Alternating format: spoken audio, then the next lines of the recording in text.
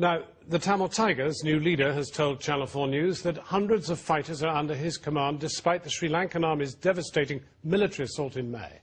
Selvarasa Pathmanathan has given his first ever television interview to Channel 4 News from a hidden location.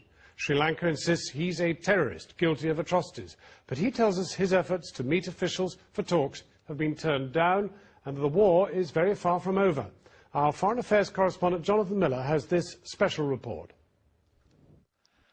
Interpol lists him as wanted for terrorism and crimes against life and health. Male, aged 54, his only known distinguishing feature, hair combed sideways. These, the many faces of Shanmugam Kumaran Tharmalingam, born Jaffna, Sri Lanka, alias Selvarasa Pathmanathan, alias Kumaran Pathmanathan, or just plain KP. For 2.5 decades, KP's roamed the world on 23 different passports, racketeering and gun running. He made possible the suicide bombings and other grisly excesses of the Tamil insurgency. Now, he's been officially announced as the new leader of the Liberation Tigers of Tamil. Against the backdrop of Sri Lanka's boastful propaganda that the Tigers have been annihilated, the statement said, it is our historic duty to rise up and fight for our legitimate rights. After an elaborate international journey, Channel 4 News was secretly escorted to an undisclosed destination outside Sri Lanka to meet the man who for 25 years the Colombo government has hunted and failed to track down. He has never before been interviewed face to face. He spent his life on the run, and he now claims authority to speak on behalf of Sri Lanka's vanquished Tamil minority. The Tamil Tigers were militarily defeated in May, and in the final onslaught, their founding leader, Velupillai Prabhakaran, was killed. Under his orders, the Tigers assassinated many moderate Tamils who might have provided alternative leadership. Now, KP is his anointed successor. Still, we have the fighting force. We can continue our armed struggle. We have our friends and fighters. They are in jungle. We silence the gun. They accept my leadership. Okay, we silence the gun. They silent. They are waiting for my next instruction. Okay. We can continue the fighting years and years. It's not very difficult. KP claims to have between 1,500 and 2,000 fighters still in the jungle under his command. But for now, he says, he's called an end to the armed struggle. The international community expect from us to find a political solution. But the Sri Lankan government, they are not ready to find a solution. At no point did KP actually renounce violence. In fact, with 300,000 Tamils still imprisoned behind barbed wire in camps, he warned that the armed struggle might be rekindled if Sri Lanka's ultranationalist president, Mahinda Rajapaksa, doesn't release them and fails to deliver on promises to grant Tamils equal rights. Actually, it's a concentration camp. Still more than 50 days. They don't allow any free media. The people are every day dying. They don't have enough food or medicine. They divide the children and the parents.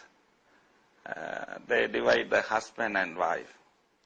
And they keep them as slaves. They are keeping our people inside the camp. And they treat as slaves. But it's like a revenge. I don't understand. Like if he want to be a good leader, he should find a way to release the people and find a way to solve the problem. They are going to create the armed struggle again if they go like this. But the government's not taking any chances with those it's incarcerated, saying they'll stay until they've all been screened for possible links to the Tigers. Foreign aid workers told us today that conditions in the camps had slightly improved, but that food rations are still inadequate and that killer diseases remain prevalent. One senior aid worker told us, "I don't think they can hide hundreds of bodies every day, but we don't have access to the camps and we don't have access to the figures. Nobody is able to make an independent assessment of these people's needs," they said. This raises suspicion and worry. The camps remain a potent rallying point for the Tamil diaspora and for KP, who extorted huge sums of money from the exile community to buy weapons and amass cash and assets worth between $1 billion and $5 billion, the government claims. KP makes no apology for his part in a conflict in which more than 80,000 people died. They started it, he kept saying. They killed our people. His only expressed regret, the Tigers' use of child soldiers. We don't agree the child soldiers. Sometimes in the movement also, inside the organization, some error, some people, they took the child soldiers, I agree, but it's some error. We say that, sorry for that. I don't deny everything, but some still there, some mistake, I agreed. But I never agreed or I never accept the child soldiers. Inevitably, KP paints himself as a freedom fighter. The Tigers are not the blood-soaked terrorists the president claims, he says. What is the problem? I don't understand. It's okay, until May he say terrorist. In this freedom struggle, even see the Nelson Mandela,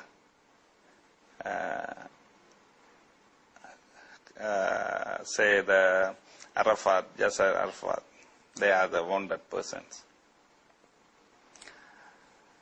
So the Sri Lankan government, they use every tactics to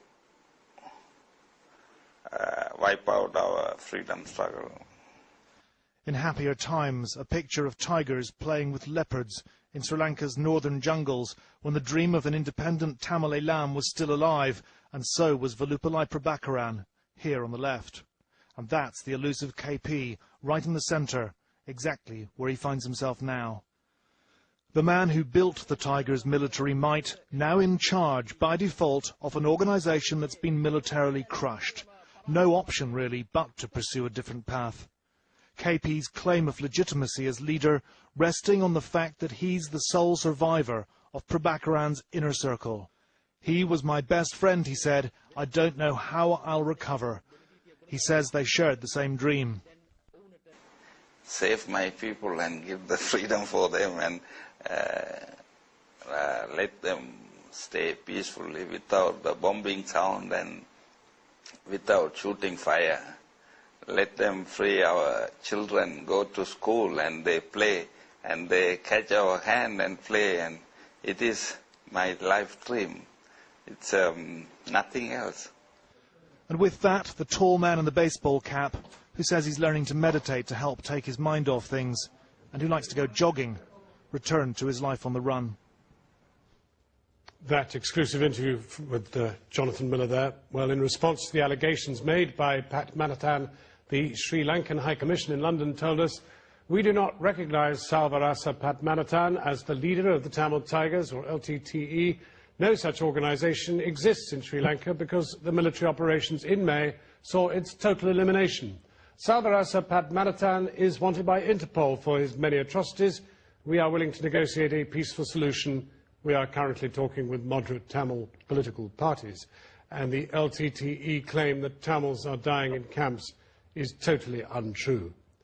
Now, to see the full version of the Sri Lankan government statement, just go to our website.